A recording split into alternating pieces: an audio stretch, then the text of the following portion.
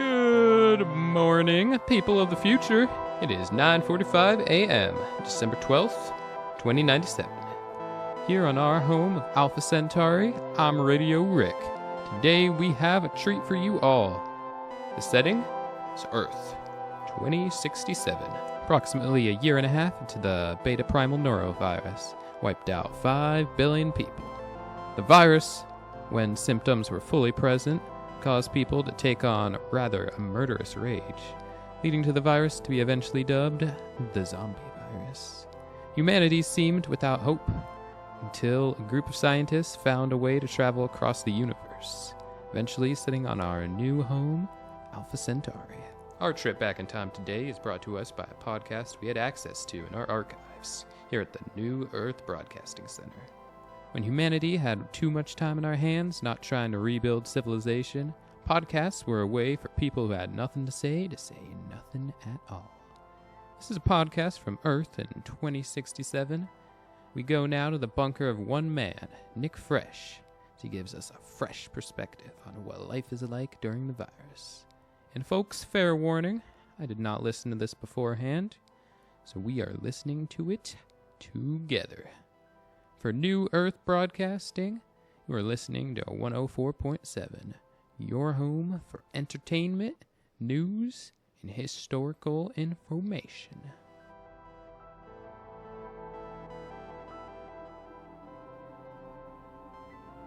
Okay, guys. Here's the debate. Canned corn or canned green beans? I gotta go with the green beans. Come on, that's a ridiculous take. Yeah, I gotta say, that cannot be a real thought that's crossed your mind. Corn is way better. It's too sweet. Brother, we don't even have candy. I need my sweet fix. Alright. Well, this debate could go on for hours, but we ought to get into the real meat and potatoes. I wish. Ladies and gentlemen, I'm Nick Fresh. I'm Alex Belak. I'm Jane Matthews. I'm Rob Swanson. And I'm Nick Fresh.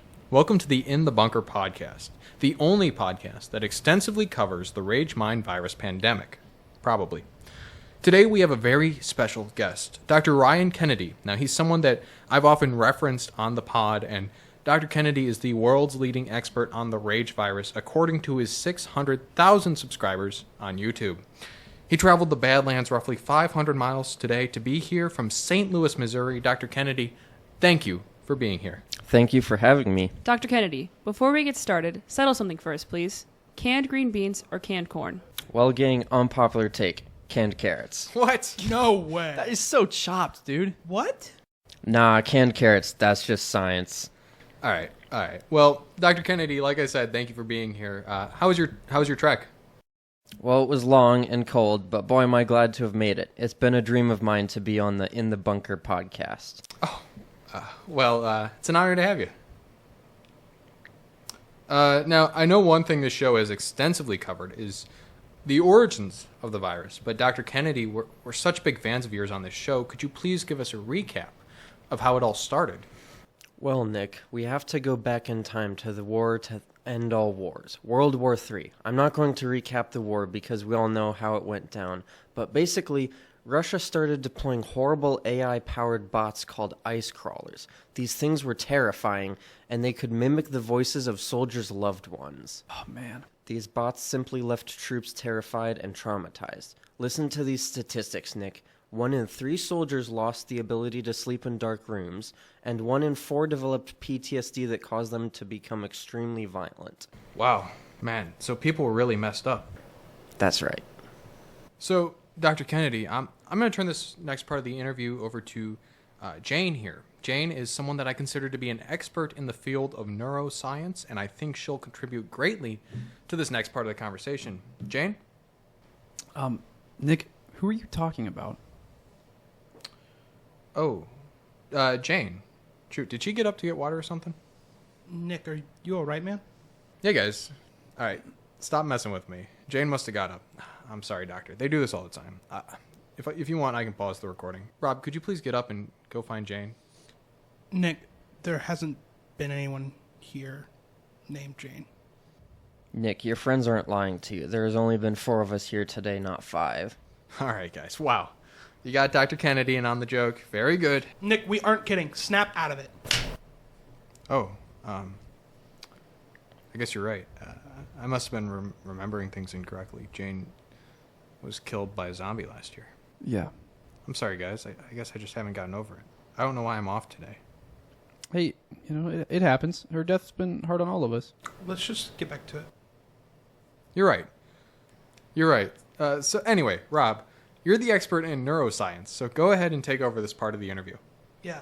So, Dr. Kennedy, you'd mentioned the severe PTSD soldiers suffered through. I know we have talked extensively about this on this podcast.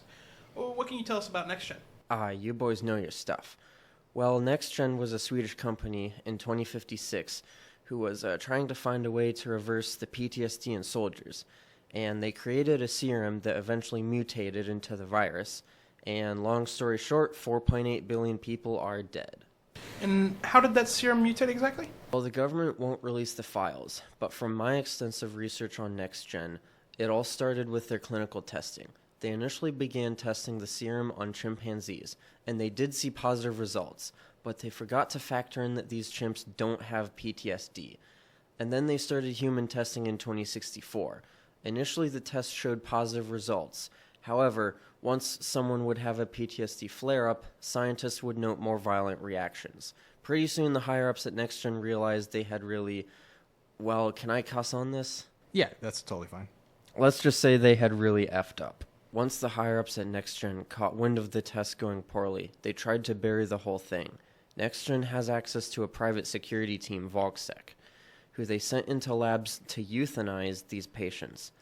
But once these former soldiers with PTSD and the serum, which was amplifying their violent tendencies, put two and two together, it was game over. VolkSec didn't stand a chance. What happened? Sorry, Rob. I'm overstepping. This is your section to ask questions. Rob? Alex, where'd Rob go? Nick, Alex? Rob's gone. Yeah, I know. He's supposed to be conducting this part of the interview. I'm sorry, Dr. Kennedy, by the way. Nick, no one named Rob is here. What? What is happening? Oh, Nick, buddy, this is the second time. It was Jane and now Rob? Oh, man. I'm sorry, guys. And to the listeners, I want to apologize. I've had a lapse. It's been hard having lost two of my best friends to the zombie apocalypse. Hey, it's okay. I'm real. I'm one of your best friends, and I'm here for you. With you in this bunker. We are safe. Thank you, Alex. Of course, Nick. Now, can I continue conducting my part of the interview? Of course. Let's keep this rolling. Sorry again, Dr. Kennedy.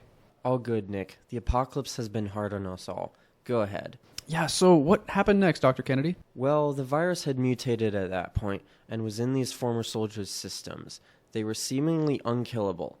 At least, VolkSec didn't even stand a chance. Oh, man. Once VolkSec was infected, it would become practically impossible to stop the virus. NextGen tried to lock down their labs, but zombies would get out. So, Sweden had it first. Sweden had it first. That is correct. Then it traveled. Some countries attempted lockdowns, and others tried more drastic measures. For example, China nuked a city to stop the spread and protect Beijing. Wow. Sorry, I didn't mean to speak for Alex, but that's insane. I mean, the mere concept of a country nuking their own citizens, it's hard to fathom. But then again, so are zombies. It's true, but Nick, there's no one here named Alex. I'm sorry? Nick, this conversation has only been between the two of us. That cannot be true. It's been between you, me, and my friend Alex. He's right here. Nick, look around. I don't understand. He said he would be here. He said he would be... I'm sorry. I think I'm having a lapse again. Alex, yeah, he died. Just like Jane and Rob. And they were all killed when we were working on this bunker. Of course, none of us could predict how bad the virus would get. I think we were all just paranoid, so we built it together, but they died. I'm sorry for your friends, Nick. I too have lost someone, but I'm sure you don't want to hear much about that.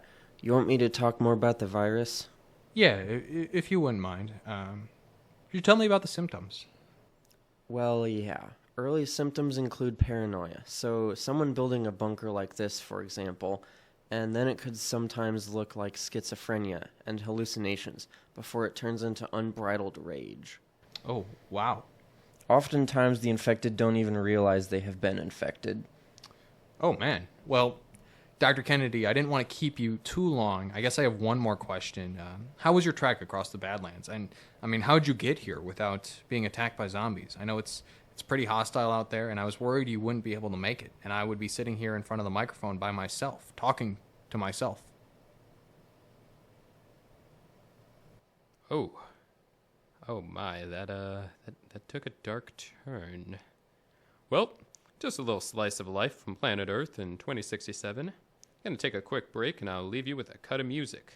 Stick with us, 104.7 Sirius XM. I'm Radio Rick. I'll be back in 20 minutes.